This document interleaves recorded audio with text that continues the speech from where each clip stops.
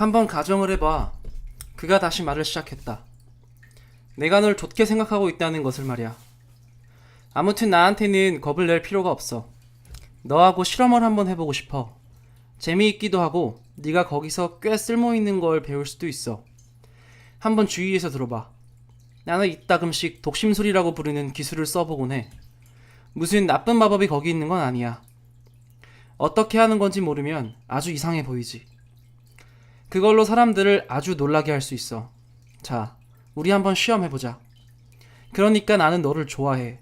혹은 내가 너에게 관심이 있는데 이제 네 마음속 모습이 어떤지를 밝혀내보고 싶은 거야.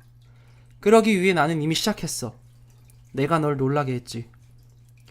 넌 그러니까 잘 놀라는 거야. 즉, 넌 두려운 일이나 사람이 있는 거야. 그게 어디서 비롯되었을까? 그 누구도 두려워할 필요 없어. 누군가를 두려워한다면 그건 그 누군가에게 자기 자신을 지배할 힘을 내주었다는 것에서 비롯하는 거야. 예를 들면 뭔가 나쁜 일을 했어봐. 그리고 상대방이 그걸 알고 그럴 때 그가 너를 지배하는 힘을 가지는 거야. 알아들었니? 이제 분명하지. 안 그래? 나는 어찌할 바를 모르고 그의 얼굴을 들여다보았다. 언제나처럼 진지하고 영리했다. 그러면서도 또 너그러웠지만 온갖 정다움이 깃들여 있다기보다는 오히려 엄격했다. 정이나 혹은 뭔가 그 비슷한 것이 거기에는 있었다. 나는 내게 무슨 일이 벌어지고 있는 건지도 몰랐다. 그는 마술사처럼 내 앞에 서 있었다. 이해했니? 그가 다시 한번 물었다. 고개를 끄덕였다.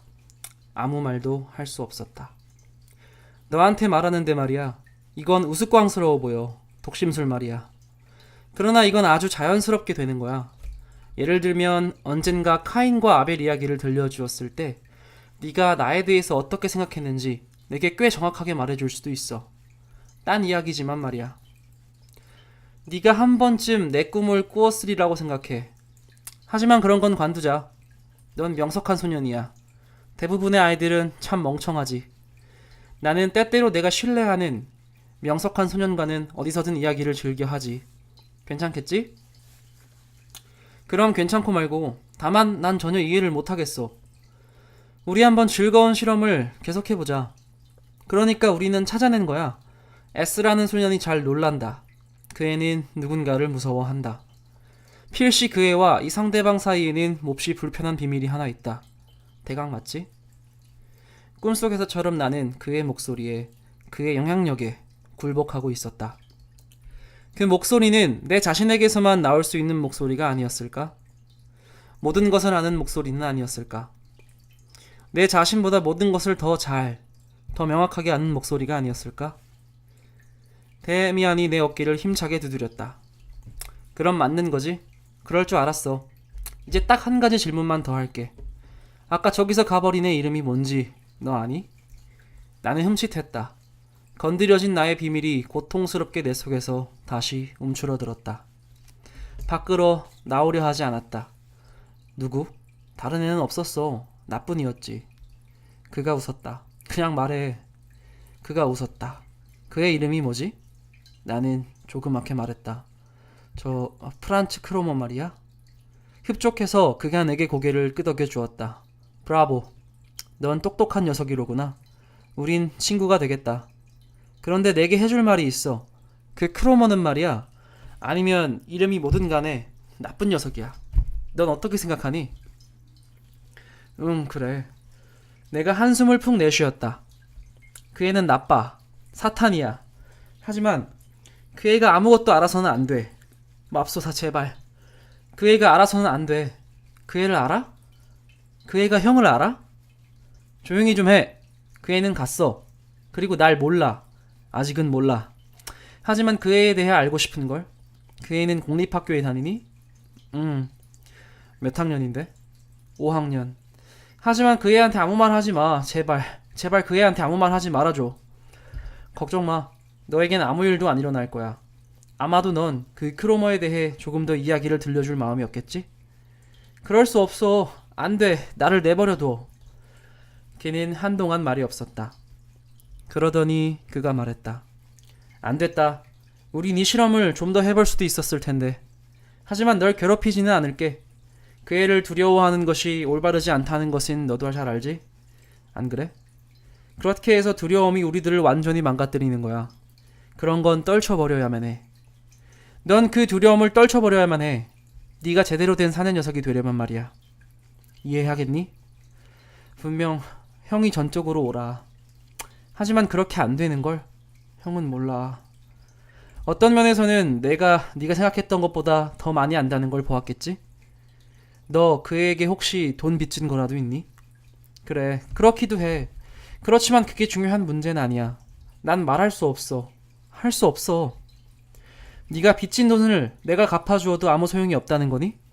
내가 너한테 줄 수도 있는데. 아니야, 그게 아니야. 부탁이야. 아무에게도 그 이야기를 하지 말아줘. 한마디도. 형은 날 불행하게 해. 날 믿어, 싱클레어. 넌 언젠가 너희들 사이의 비밀을 나에게 알려줄 거야. 결코 그러지 않을 거야, 결코. 내가 격렬하게 소리쳤다.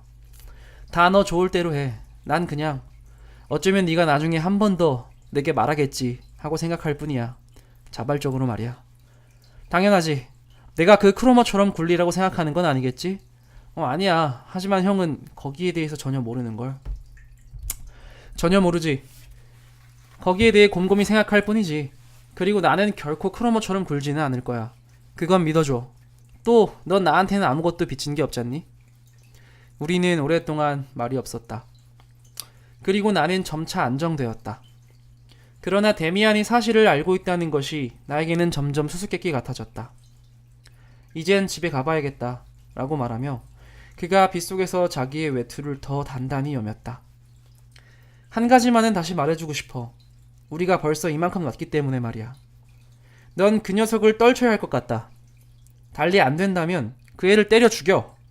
만약 네가 그렇게 한다면 나도 좋겠어. 내가 널 돕기도 할 거고. 나는 새롭게 겁이 났다. 카인의 이야기가 갑자기 다시 떠올랐다. 무시무시해져서 나는 훌쩍훌쩍 울기 시작했다. 내 주위에 무시무시한 일들이 너무 많았던 것이다. 그럼 좋아. 막스 데미안이 미소를 지었다. 집으로 나가. 우린 벌써 그 일을 하고 있어. 때려 죽이는 것이 가장 간단한 일이겠지만 말이야. 그런 일들에서는 가장 단순한 것이 늘 최선의 것이지. 크로모와 사귀는 건 좋지 않아. 나는 집으로 왔다. 1년쯤 떠나 있었던 것 같았다. 모든 것이 달라 보였다. 나와 크로모 사이에 미래 같은 무엇, 희망 같은 무엇이 있었다. 나는 더 이상 혼자가 아니었다. 그리고 얼마나 무섭도록 혼자 여러 주일 동안 내 비밀과 더불어 있었던가를 이제 비로소 알았다. 내가 이따금씩 기피했던 생각도 곧바로 떠올랐다. 부모님 앞에서 고해를 하는 것이 후련은 하겠지만 완전히 나를 구원할 수는 없으리라는 것이. 그러나 이제 나는 고해를 한 것이나 마찬가지였다. 다른 사람, 낯선 사람한테다.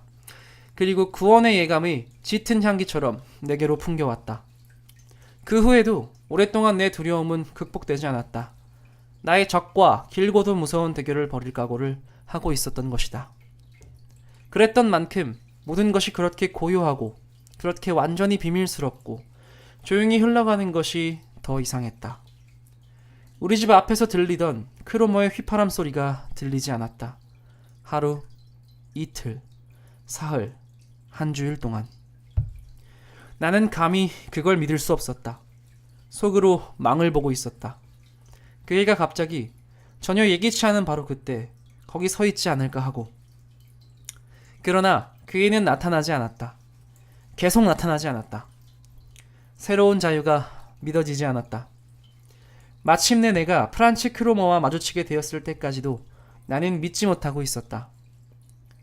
그 애는 바로 내 맞은편에서 자일러 가세를 내려오고 있었는데 나를 보자 움찔하였다.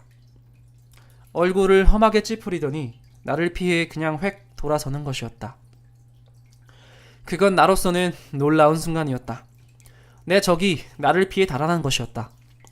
나의 사탄이 나를 두려워하는 것이었다. 기쁨과 놀람이 나의 전신을 관통해갔다. 그 무렵 데미안이 다시 한번 나타났다. 학교 앞에서 나를 기다리고 있었다. 안녕하세요. 내가 말했다. 안녕 싱클레어. 너 어떻게 지내는지 좀 들어보고 싶었다. 크로모가 이제는 널 가만히 두지? 안 그래? 형이 그렇게 한 거야? 하지만 대체 어떻게? 대체 어떻게 했기에? 도저히 이해할 수가 없어. 그 애는 아예 나타나지도 않아. 그거 잘 됐구나. 언젠가 다시 나타나기라도 하면 안 그러겠지만 그 애야 뻔뻔한 녀석이니까 말이야. 그냥 그 애한테 데미안을 생각해보라고 말만 해. 그게 무슨 말이지? 그 애랑 싸운 거야? 때려준 거야? 아니, 난 그런 짓은 별로 좋아하지 않아. 그 애하고도 그냥 이야기했어. 너하고 이야기했듯이 말이야. 그러면서 너를 가만히 내버려 두는 것이 그 애 자신한테도 이로울 거라는 사실을 똑똑히 알게 해주었지. 형이 그 애한테 돈을 준 건 아니겠지? 아니야. 그런 방법이라면 네가 벌써 시험해봤잖아. 나는 자꾸 캐물으려 했지만 그는 떠났다. 그리고 나는 그에 대하여 전에 느꼈던 느낌, 감사와 수줍음, 찬탄과 두려움, 헌신과 내면의 거부가 기이하게 뒤섞인 답답한 느낌으로 그 자리에 남아있었다. 곧 그를 다시 보겠거니 했다. 그와 그 모든 것에 대하여 또 카인의 일에 대해서도 더 이야기를 나누었으면 했다. 하지만 그렇게 되질 않았다. 감사하다는 것은 결코 내가 믿는 미덕이 아니었다. 그리고 그것을 어린아이에게 요구하는 것은 잘못된 일로 보였다. 그래서 내가 막스 데미안에게 전혀 감사해하지 않았다는 것이 지금도 별로 놀랍지 않다. 데미안이 나를 크로모의 소나기에서 구해주지 않았더라면 나는 평생 병들고 상했을지도 모른다고 지금도 나는 확신한다. 당시에도 이 구원을 나는 내 짧은 인생의 가장 큰 경험으로 느꼈다. 그러나 구원해준 사람을 그가 기적을 완수하자 나는 곧 제쳐두었다. 감사해하지 않았다는 것은 이미 말했듯 내게는 이상하지 않았다. 내게 특이하게 느껴진 것은 오로지 내가 보인 호기심의 결핍들이었다. 나를 데미안과 접속하게 했던 비밀들에 좀 더 가까이 가지 않은 채 어떻게 단 하루라도 평온하게 살아갈 수 있었을까? 카인에 대하여, 크로머에 대하여, 독심술에 대하여 좀 더 들으려는 욕망을 나는 어떻게 억제할 수 있었을까? 거의 이해가 안 되지만 일이 실제로 그랬다. 내가 갑자기 악령에 씌운 그물로부터 풀려났음을 나는 보았다. 다시 세계가 밝고 기쁘게 내 앞에 놓여있는 것을 보았다. 더 이상 두려움의 발작과 목을 죄는 심장의 격한 고동에 시달리지 않았다. 저주의 주문은 풀렸다. 나는 더 이상 괴롭힘당하는 저주받은 자가 아니었다. 나는 다시 평소와 같은 학생이었다. 내 본성은 될 수 있는 대로 빨리 균형과 안정에 이르려 했다. 그렇게 본성은 무엇보다 그 많은 추하고 위협적인 것을 떨쳐버리려고, 잊어버리려고 노력했다. 내 죄와 불안의 긴 역사 전체가 밖으로는 그 어떤 흉터도 인상도 남기지 않은 채 놀랍게도 빨리 내 기억에서 미끄러져 나갔다. 나의 조력자이자 구원자에게 대해서도 똑같이 빨리 잊어버리려 했다는 것도 이제는 이해하겠다. 내 손상당한 영혼이 모든 충동과 힘을 쏟아 나는 내게 내렸던 저주의 고해로부터, 크로모의 무서운 예속에서부터 도망쳐 돌아왔던 것이다. 내가 일찍이 행복했고 만족했던 곳으로, 다시 열리는 잃어버렸던 낙원으로, 아버지 어머니의 밝은 세계로, 누이기들에게로, 정결함의 향기로, 아벨이 누렸던 신의 호의로.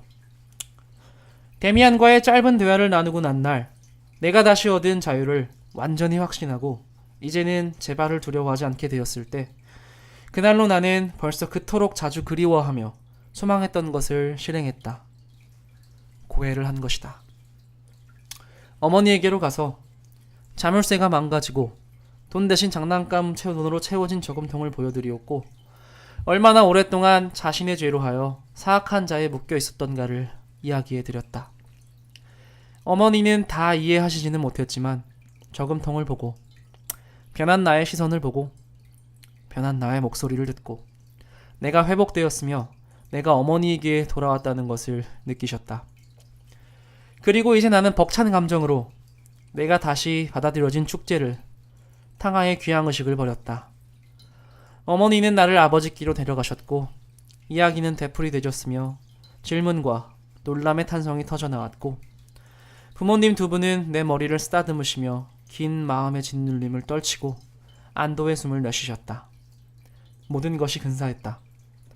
모든 것이 이야기 속 같았다. 모든 것이 놀랍도록 순조롭게 풀렸다. 이제 나는 정말 열정적으로 이 안정 속으로 도피해 들어갔다. 다시 평화를 되찾고 부모님의 신뢰를 되찾았다는 것은 아무리 해도 실증나지 않았다. 나는 집안의 모범 소년이 되었다. 그 어느 때보다 더 많이 누이들과 놀았고 기도 시간에는 구원받은 개종자의 감정으로 좋아하는 옛 노래들을 함께 불렀다. 그런 일은 충심에서 우러났으며 어떤 거짓도 섞이지 않았다. 그럼에도 그걸로 모든 일이 해결된 것은 전혀 아니었다. 그리고 거기부터 내가 데미안을 잊은 이유가 진정으로 해명될 수 있었다. 그에게 나는 고해를 했어야 했다. 그랬었더라면 그 고해가 집에서처럼 화려하고 감동적이진 않았을 테지만 그 결과는 나에게 보다 유익했을 것이다. 이제 나는 모든 뿌리를 뻗어 예전의 낙원 같은 세계에 매달렸다. 집으로 돌아와 관대하게 받아들여졌던 것이다.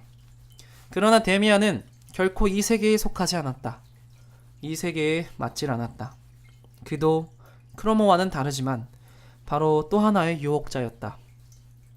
그런 것이라면 이제는 영원토록 조금도 더 알고 싶지 않은 또 하나의 악하고 나쁜 세계와 나를 묶어주는 유혹자였던 것이다.